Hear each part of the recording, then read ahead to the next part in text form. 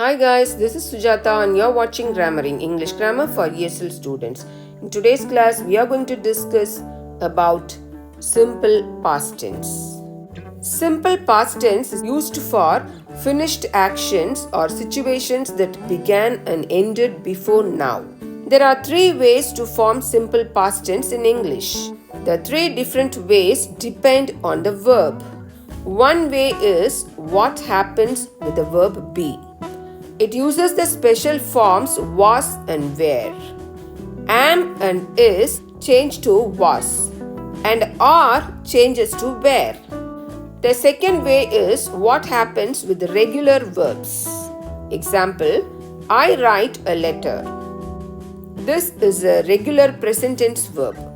I wrote a letter. Past tense for write is wrote. Write and wrote are regular verbs. To form a negative sentence in the simple past, add did plus not before the infinitive form of the verb. Example, I wrote a letter is in past tense. When you change this sentence into negative, you have to add did plus not. I did not write a letter. When you add did plus not, the verb wrote changes into write, present form. Example sentence, I met my friend yesterday. This sentence is in simple past tense. When you change this into negative, I did not meet my friend yesterday. Look at the verb here, we have used meet. But in past tense, we have used met.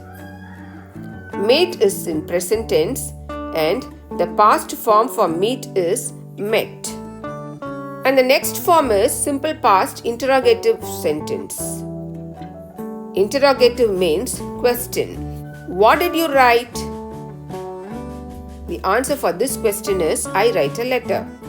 To ask a question, you have added what question words like what, when, where and this. Did you write a letter? For this question, the answer may be yes or no. To ask yes or no type question, you have added the be verb did.